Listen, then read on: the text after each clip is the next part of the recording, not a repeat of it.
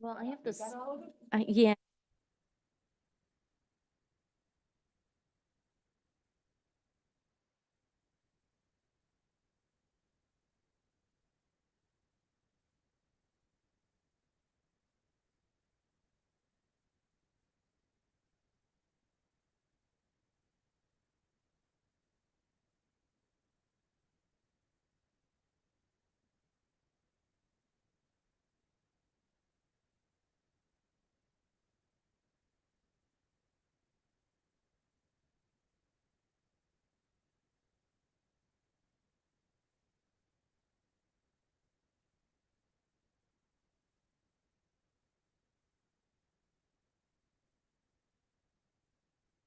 All right, we're gonna get started with the Committee on Audit. Madam, no tablets today. Okay, Madam Clerk, please call the roll. Commissioner Killeen. Here. Commissioner Garza. Here. Commissioner Clark Coleman. Here. Commissioner Kenizik. Chair Dobb. Here. You have a quorum present. Thank you. Next item. B, Chairwoman's remarks. I have none. Next item. C, approve the July 24th, 2024 meeting minutes. Their approval, Madam Chair. It's been moved by Commissioner Colleen, supported by Commissioner Kenizik. Any discussion on the minutes? Hearing none. All those in favor, say aye. Aye. Anyone opposed? Anyone abstain? Okay, motion passes. Next item. D, unfinished business. There is none listed. Next item.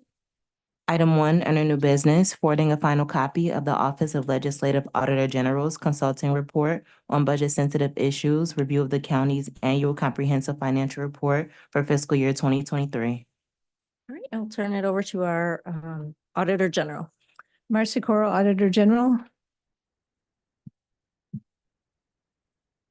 Will Hamner, Audit Manager. And if our guests could introduce themselves. Yogesh Kisani, Deputy Chief Finance Officer, Management Budget. Good morning, Michael Bridges, Division Director of Financial Reporting, M&B. What you have before you today, this is our budget sensitive issues and the review of the September 30th, 2023 Annual Comprehensive Financial Report. This is the report that was also presented last Thursday for the Ways and Means kickoff of the budget hearings. The purpose and objective is to prepare a report to the Committee on Audit and Ways and Means capturing budget-sensitive issues which may have a budgetary impact on the fiscal year 2025 budget hearings and beyond.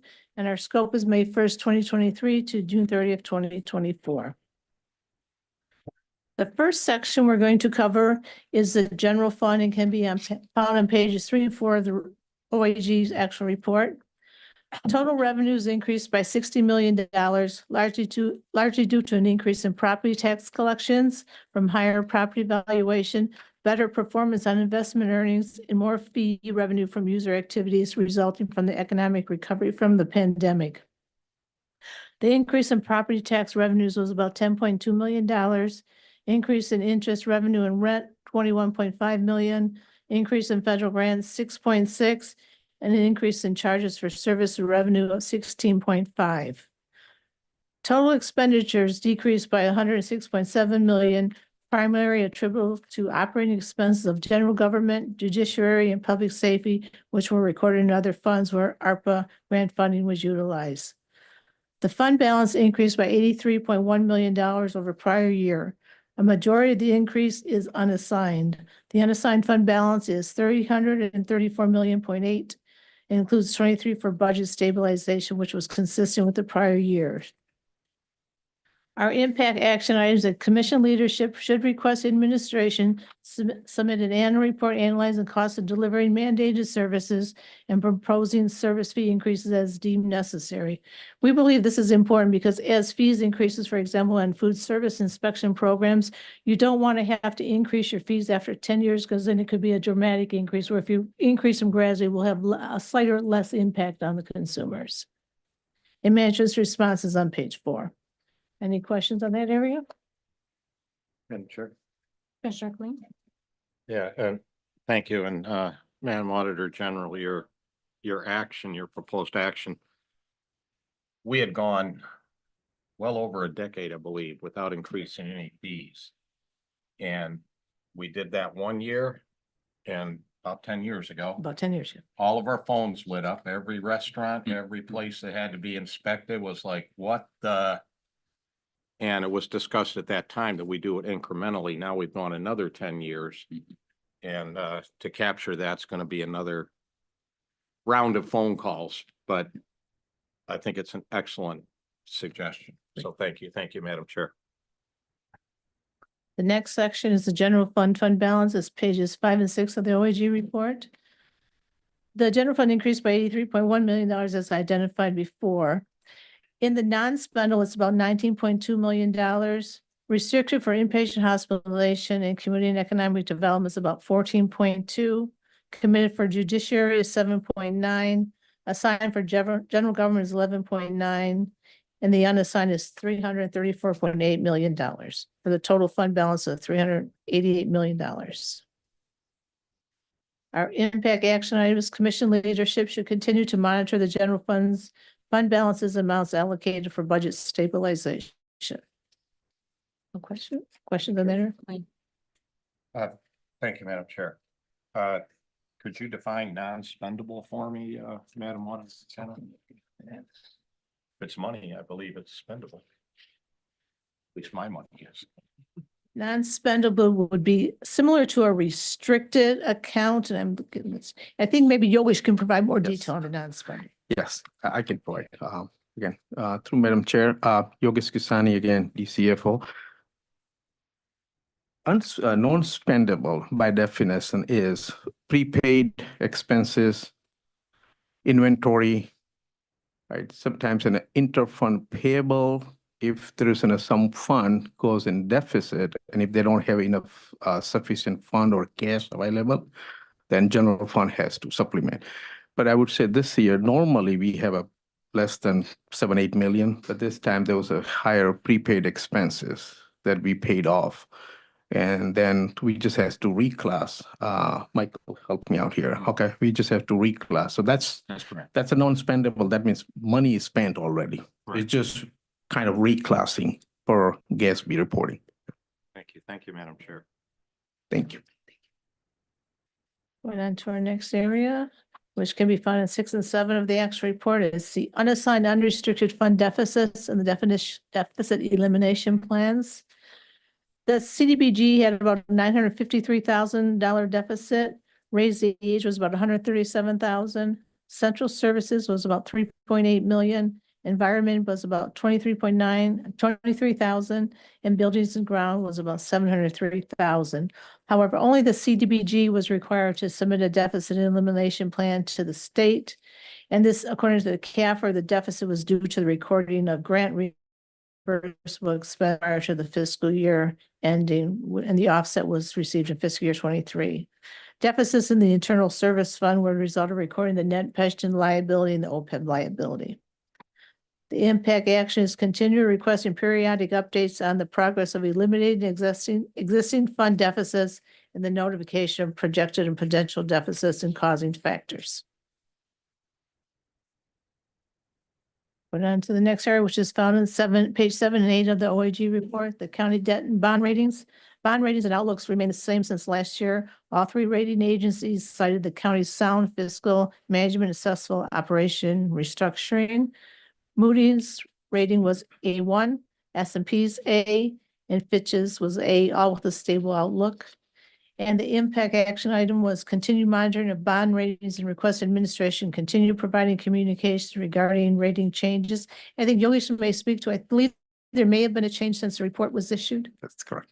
Okay, thank you, Madam. S&P rating, I think we earned A+ in month of July. So, and when this report was issued, obviously it wasn't updated. And other news is we are going with another rating agency next week or so. And obviously we are going to ask for another rating increase based on our fiscal conditions. Thank you. Commissioner Colleen and then Commissioner. I defer. Commissioner Clark Coleman. Sure. Explain to me the difference between A1 and A+. Good question, Commissioner. So again, the more higher that we go, our credit rating is higher. Whenever we go out for bond issuance and everything, our interest rate goes down. Every time when we go and try to issue a debt. And that's what, and it's a good rating. Every three agencies have their own different way of rating, their methodologies are different and they keep on changing. This time Fitch has a little bit different rating methodology. So we are going with Fitch at this point too. But bottom line is higher the rating, A plus, A double plus, and so forth. So then A plus is higher than A1. So, okay. It says Moody's rating remained at A1. Right. So Moody's, again, their rating metrics works a little different way versus S&P. But I would say, again, I'm not much more knowledgeable how they rate this, but we can say A1 could be equal to an A plus. Okay, so some, like S&P, maybe they use the A plus, Okay. plus. Well- Moody's would use A1. They don't use A plus. Right. Okay. Are you good, Commissioner Clark-Holman? Mhm. Okay. Commissioner Clean? Yeah, thank you, Madam Chair. As bond ratings go up, I used to know the correct term. Are we gonna reissue our current bonds at a lower rate? Like or refunding. How does that go? And what's kind of maybe if it just goes up one little tick, we don't do that. When are you guys looking at, okay, we can get a much lower rate now, so let's reissue those? Or To the whatever chair, term is. Yeah, Commissioner Clean. Yeah, so we do work with our financial advisors at this point, right? So they are analyzing our all debt. As you know, the last we reissued the debt was in 2020, 2010 gel bonds that we have is refunding at this point. However, we issue SRF, right, state revolving fund every year. So that's where we do get an advantages of this bond rating. At this point, we are working with our financial advisor to see what opportunities are there to lower down our interest on an existing debt. But I would say overall county, if you look at that down the line, right, we are very low in the debt. We can issue a 10% of our SCV, but we are way down on our debt. So we can issue a lot of debt if you want. Okay, but there's not much to be gained since we have low debt. At this point, yes. And what's the state revolving fund have to do with this? So state revolving fund are pretty much like a sewer systems when they're doing a construction, drains, so they issue a state revolving fund. Basically, it's a loan, right? But it's part of the whole process is we have to go through the same process when we issue a bond. So again, we work with legal bond counsel, financial advisors, and the construction activities going on, and we keep on paying those loans. Okay. Okay, Thank you. Yeah, thank you, Madam Chair. The next area I think we've talked about a lot in committees is the staffing shortages, overtime, and succession planning efforts, can be found on pages 8 to 12 of the report. The employee headcount increased by 115 positions from fiscal year 22 to 23. In fiscal year 23, 70% of the budgeted positions were filled, which is higher than the prior year, which was only 67%. As we've said many times before, the vacancies are in the sheriff's office, HHVS, and public services. Overtime costs. County overtime costs increased by $10.4 million, totaling $35.3 million in fiscal year 23. Actual overtime expenditures were over budget by about $6.8 million. The sheriff's office accounted for 43% of the total overtime costs. As a result of June 2024, the sheriff's office had 407 unfilled positions and recently reported 73 new police officers hired, but then lost 96 to retirement, resignation, and termination. Wow, that's going out the world Right. backward. Yeah, absolutely. The recruiting efforts focus has been on building talent pool. PHR has coordinated with county departments and elected officials. They participated in 34 career fairs, raised salaries at the juvenile detention facilities, coordinated annual career and service days, and they hosted in partnership with Access and some Michigan Works.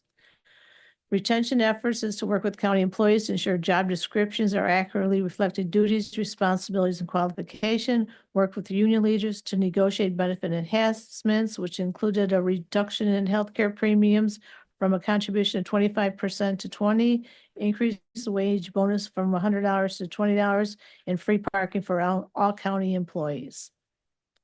Our impact action item is hiring and recruiting challenges continue across the county department. So a comprehensive and detailed compensation analysis, including pay and benefits for all positions within the county, starting with county mandated departments affected the most.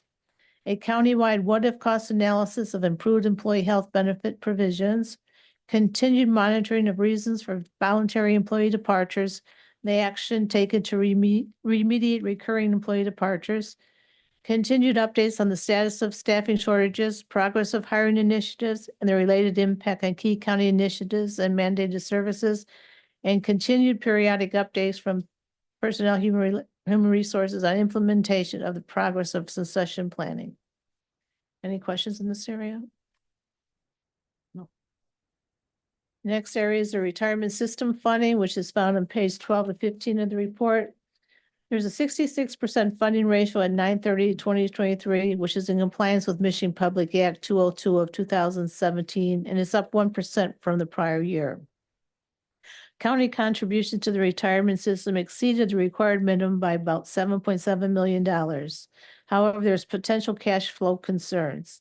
Its planned assets at the funding value are sufficient to cover 100% of employee contributions on deposit and 71% of future benefits to present retirees and beneficiaries. There will be no funding available to cover employee match obligation because it's not 100% funded. The ratio of planned assets to retiree benefit payroll is 7-0. Ratio indicates the current planned assets are available to cover approximately 7 years of retiree benefit payments, and payments beyond 7 years are highly dependent upon future contribution and future investment returns. That's why it's important to get to the 100% funding ratio or close to it. Another area in retirement system funding, the combined pre-2002 retiree liability.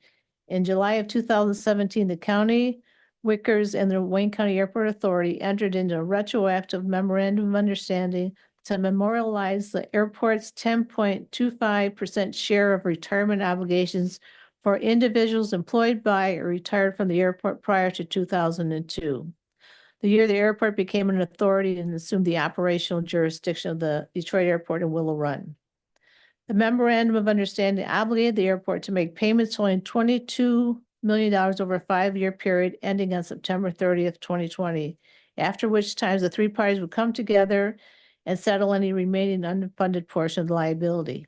At September 30th, 2020, the airport unfunded portion of the combined pre-2002 retiree actuarial accrued liability was approximately $6.3 million. To date, they have not come up with an agreement on how the remaining liability would be settled, and no payments were made by the airport for fiscal year 21 to 23 to fund the airport's portion of the pre-2002 retirement liability, and the county made all the benefit payments. Okay, why? Yogesh, if you could respond, because we talked to Yogesh, and they're going to work on coming up with a new agreement so the remaining unfunded liability can be completed. Again, thanks for the question. I have to check with my leadership about that. I think somebody is working with the airport at this point, but I don't have much more information, but I will be able to provide that information for sure. From age at the airport from 21 to 23, that's like 2 years. Right, so initial agreement expired in 2021. So I believe so whatever agreement was about 6.4 million or so. So they already paid that. But rest of the agreement, I think they were still negotiating. Again, I have to check with a little higher level than me. Marcy, do you think this warrants a follow-up meeting or an agenda item? I believe so. Once Yogesh has an opportunity to work with the leadership above him and with the airport, we could come back together and get a status on this. Yeah. that would be Absolutely, great. sure. Mhm. Thank you. And that was our impact actions. Commission leadership should request measures plans to resolve the outstanding retiree obligations.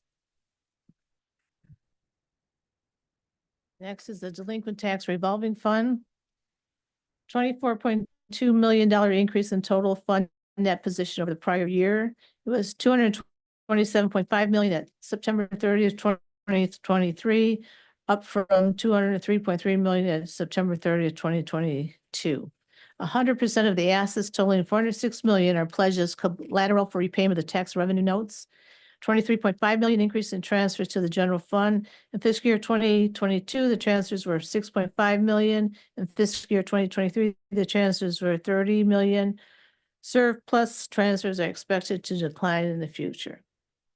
Cash and investments plus expected future tax collections of $403.5 million are sufficient to cover the outstanding delinquent tax notes of $164.6 million, even over $239 million to cover remaining obligations in the DTRF fund.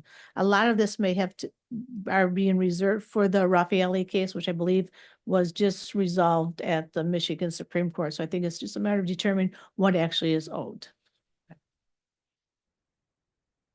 The impact action is commission should request the development of an agreed upon formula for calculating surplus DTRF funds that can be transferred to the general fund with the known surplus identified prior to the preparation of the annual budget, included in the annual budget, and finally transferred to the general fund for said budget year.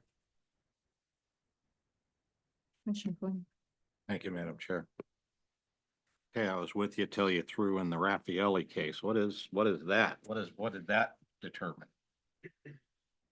The Raffaele, and I'm not the legal expert here, but it was a legal case where there was a lawsuit brought. Go ahead. Okay. You can help me out. There's a lawsuit brought by property owners who own property that was foreclosed. And the case was that property that was sold at more than what was owed for taxes and penalties should go back to the prior homeowner. And I believe the Supreme Court agreed, and it was a matter of determining how far back they would go to determine how much was owed. And they have Okay. determined that now in another. Now it's just a matter of calculating. I thought that was, Wait, you said they have determined how far back they're gonna. yeah, go? they said the far? retroactivity now goes back to, that was just something that came out of. It was just recently, right? And I believe homeowners have to apply. Yeah. But Question, council, do Yeah. you have any exact information? Assistant Commission Counsel Shantae Wilcher through the chair. What I will do is provide a summary of that case for all commissioners, including what our necessary actions will be. Okay, great. Okay. Thank you. and Yeah, if I go may, ahead. yeah. And the reports in the press since that came out about a month ago is Yeah, I did read. 100 about that. million plus liability for the Yeah, I county. thought Now, that's gonna really hit us. now I raised this here because I wasn't aware that that was involved in the delinquent tax revolving fund. I thought the delinquent tax revolving fund was there to fund local governments that didn't collect 100% of their property taxes, and the county makes them whole at the end of the year. I thought that's what the delinquent tax revolving fund was for. Not, I didn't know sales of foreclosed homes had any part of that. Part of the revenue that goes into that fund, and you should correct me if I'm wrong, includes from the Oh, it does. foreclosure sales. That's correct. Yeah. Oh, So, okay. I'm sorry. So part of that, right, interest and penalties goes into that fund too, Okay. right? All right. Well, that would be good to get a broader look at that Correct. whenever we get a report on this. Because, and again, Madam Chair, this has been, the delinquent tax revolving fund has been a conversation since I've been here for Me too. 18 years. And you look at the law, and the law says that excess funds in the delinquent tax revolving fund may or can, or there's a weasel word in there, go to the county general fund. And we've had this discussion with the treasurer for as long as I've been here is, well, okay, how do we determine a surplus? How do you determine a surplus? And we've never resolved that. And I actually thought we had a working group on this 3 years ago. Their general Right. was involved There in. was a working group, and then because of the lawsuits, the money was being reserved, Oh, the excess money. So we still don't have nice little sheet from the treasurer saying money in, money out, surplus. We haven't been able to get an analysis like that of what a true surplus is. No, and we will continue to work on that. And now that this case has finally been sold, I think we can get closer to what was in the Yeah. reserve. And I think with whatever that settlement is, or whatever our liability is based on these cases, and it's a very big number, I think that should give us more impetus to get that figured out with the treasurer so that we know, right? When can a surplus be declared? How are we figuring this, right? Doesn't seem like it's an impossible thing to do. Sit down with sharp pencils and away you go. So we'll save it for later, but I think the commission ought to speak on this in a more forceful way with the treasurer and all involved than we have in the past. I don't want to sit here years from now and go, well, we don't really know what a surplus is. We don't really know. And have that back and forth all the time. Thank you, Madam Chair. Commissioner Clark Coleman. Yeah, yeah, and I too I came in 2010, and at that time we had the treasurer, and there was a fight about him providing us with the surplus funds and him holding on to them. So my question is, how long has it been since we've received anything from the surplus funds? Last fiscal year, we got $30 million. We had 30 million last year. Not bad. You wish may know what's budgeted for 24. Right, so Commissioner, yes, we have been receiving the money every year. I think it was a 6. But the key is treasurer has to declare the surplus. That's the key, and Commissioner approves, I believe so, right? That's the key. And Michael, help me out next year. Is that I want to say 20, but I'm not certain for 24. around 20 million? Right. Mhm. So will they be able to do that? Not knowing how that court case is going to impact, because they're going to pay that money back, right? The fund, depending on who files, but you know, most folks don't even know about it or how to file for it. So it will be those folks who are up on it and follow up on it. But the majority of the people who might be eligible will probably won't do it because they don't know how to do it. They don't even know they can. Right. But for the ones who do, is that going to impact on the funds? We're going to have to reimburse them. I don't know how many years, but they will have to be reimbursed. And again, Commissioner, I And where's can't, this fund's going to come from? okay, but that's what the DTRF fund is, right? There's almost more than $200 million balances. Oh, that's okay. You right? got 200 million there. More than that, I guess.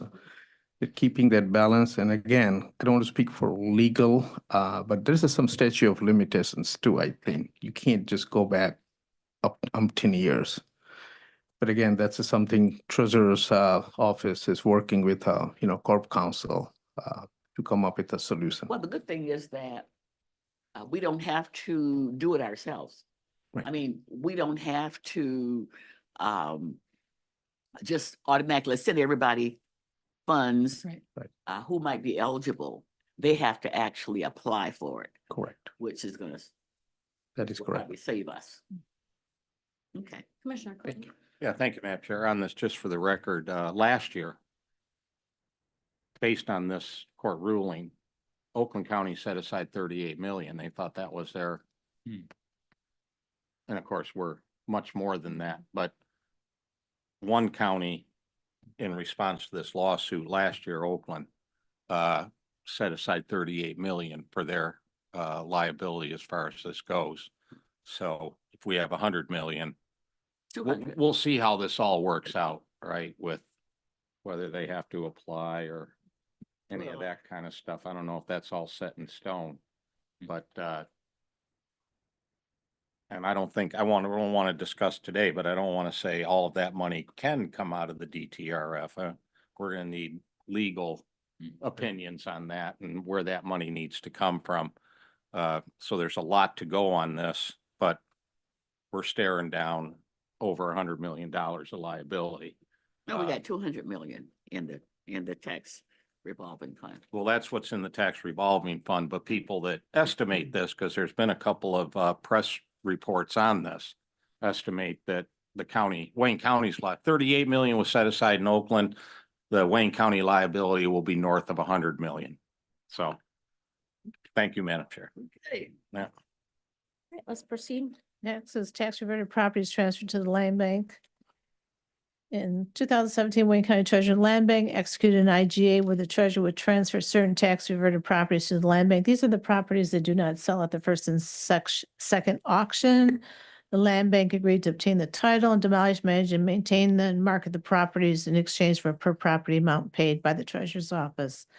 Since fiscal year 2018, Land Bank has recorded a combined $2.7 million of receipts from the treasurer's office for the maintenance and administrations, and expenditures amount to about 2.4 million, leaving about 293,000 of revenue in excess of expenditures that has not been spent as of September 30th. The Impact Actions Commission should request periodic updates on the properties in the land bank inventory and inquire if the method of transferring funds for the Wayne County Treasurer's Office to the land bank is appropriate. Next, a new criminal justice and central utility plant found on page 1820 of the report. On March 18th, the county took possession of the CJC, marking the start of the 180-day period to move in and vacating the Frank Murphy Hall of Justice Jails 1, 2, and the juvenile detention facility. The project was originally budgeted for $533.6 million, with the county costs at $401.3 and Rock's costs at $132.3 million. The 401.3 is covered by the remaining 2010 bond proceeds, sales from the Gratiot site, general fund revenue of $30.6 million, and the new bond issuance of $291.7. Budgeted projected costs have increased to approximately $654 million, with only $2.2 million in change orders. Actual costs as of February 2024 were $670.7 million, with the county share being $502.8 million and Rock's $167.9. It doesn't appear we have to worry about the $500,000 per month for failure to vacate by September 30th, because that should happen. And commission's leadership should continue to request periodic updates from the administration regarding the status of the CJC build out, include the budget to actual cost analysis, progress and timing of the move, and additional unanticipated costs.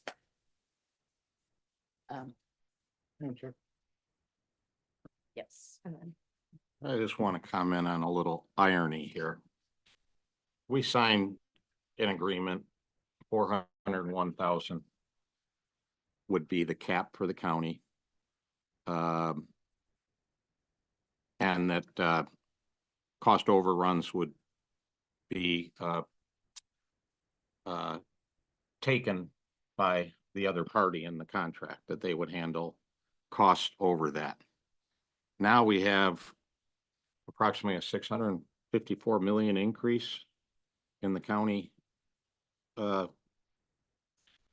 liability or whatever. The price to the county has gone up 654 million since the original agreement. Am I reading that correctly? Well, actual costs of September 2024 were $502.8 million. So 100 million. And I'll just comment that we dropped a project that the county was going to build on the land where everything is right now because of a $90 million cost overrun.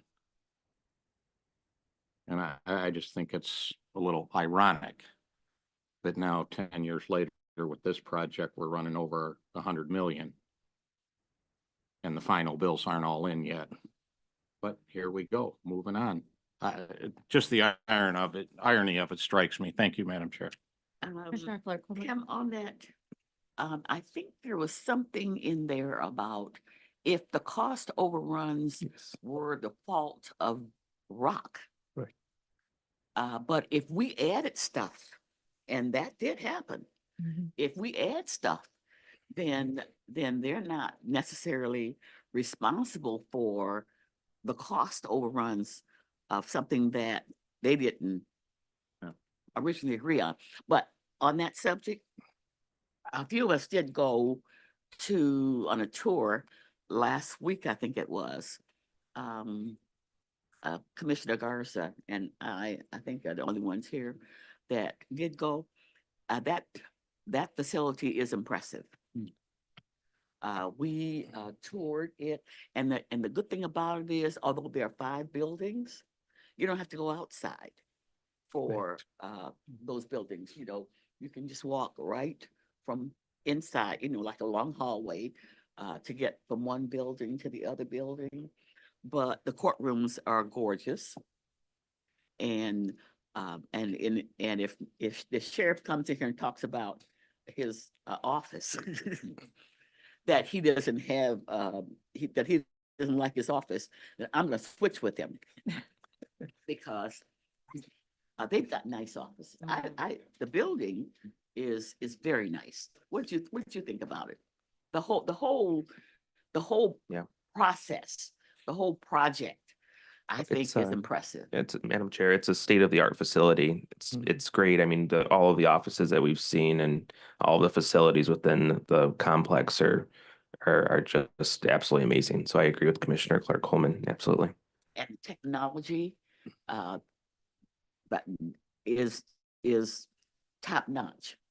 I was very impressed with it.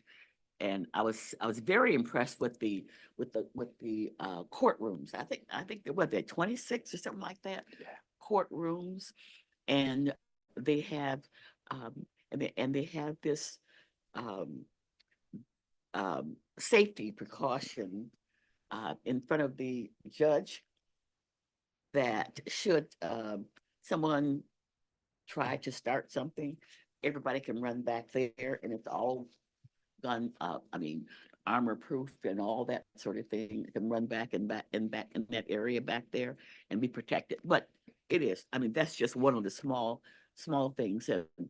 And the area where the inmates are housed, they have a common area, and then they have another area right outside their rooms. So yeah, they could, and exercise, that's another thing. I was really impressed with the exercise for the inmates, which was something that we had heard a lot of complaints about. So just, Commissioner Clean? Madam Chair, can I make a comment? Yes. I do agree with Commissioner Clark Coleman and Commissioner Garza. Yes, it's a state-of-the-art facilities, absolutely. But I'd like to answer a question raised by Commissioner Colleen. So original agreement was 401 million was the initial development agreement. At that point, we did not have a much more planning for a utility plan. That came afterwards, almost $40 million. And I was gonna mention that Right. Then they parking knocked lot down came. the Trask Energy Right. plant because we thought we were Right. just gonna run an extension cord over there and Correct. power the whole thing. Correct. Now, So- is that our cost? That was my next question, the 40 million? So I know the finances in there. So 40 million was our cost. I think they contributed again, ROC contributed around 2.5 million to bringing the wall. The rest Okay. of the plan was us. And the next one was a parking lot, right? Back then was a different concessionaire agreement. And then right.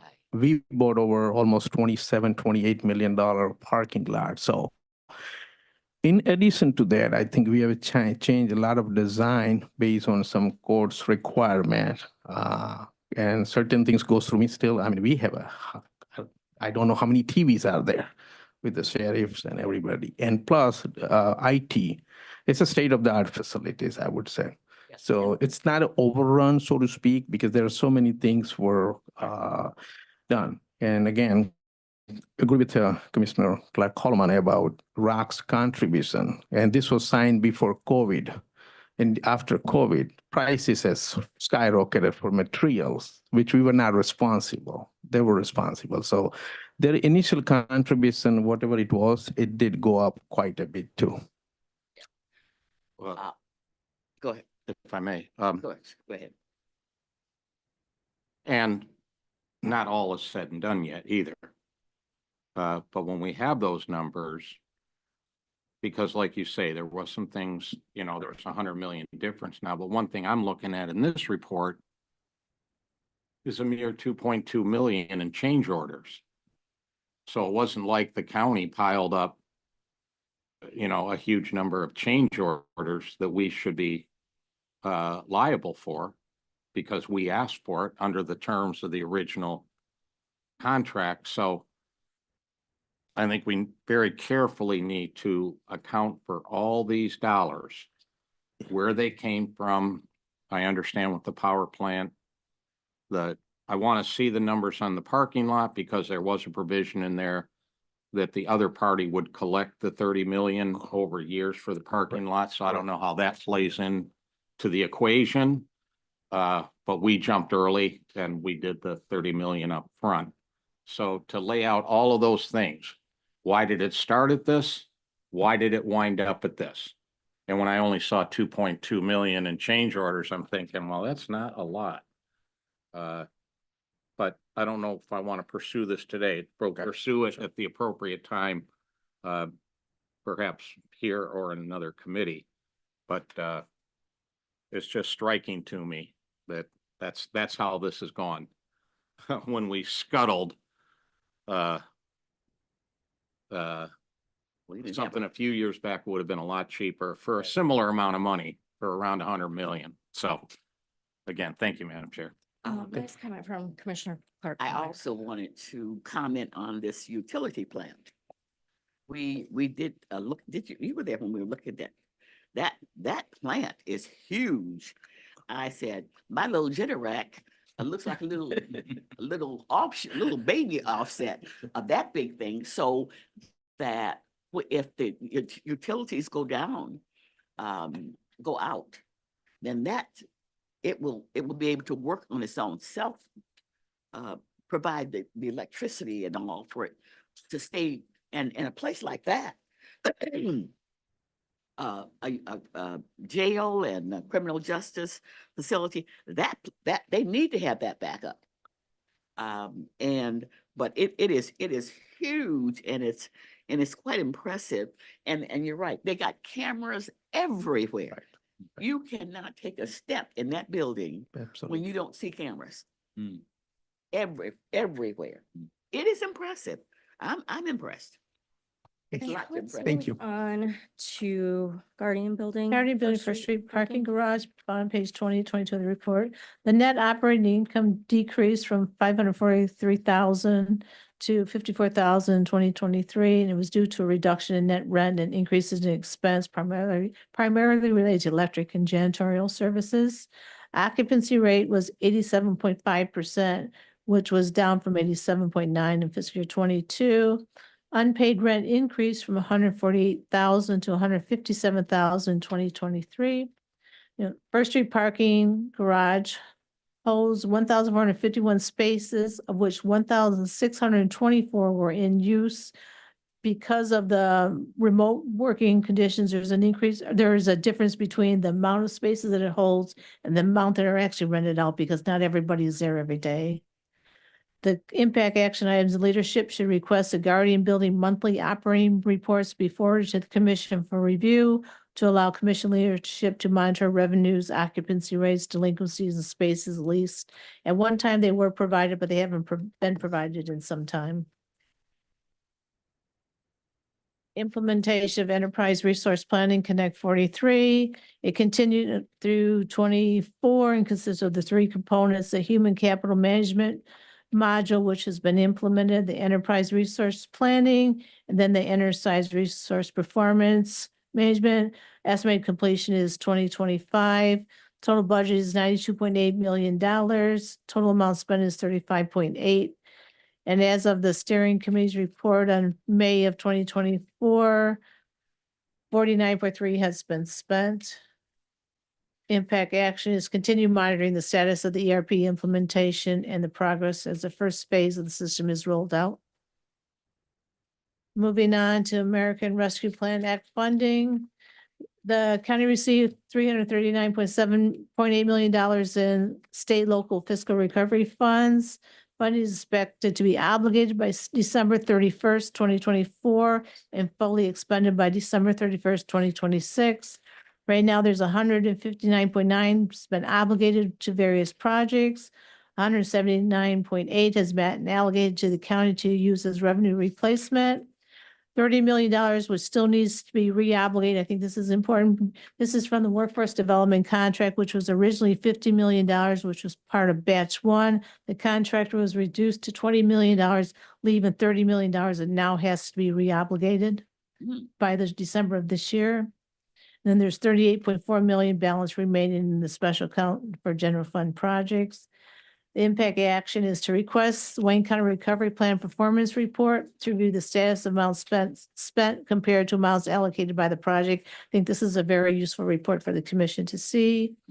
Obtain the status, as I said, of the $30 million from the workforce development contract that needs to be obligated by the end of the year.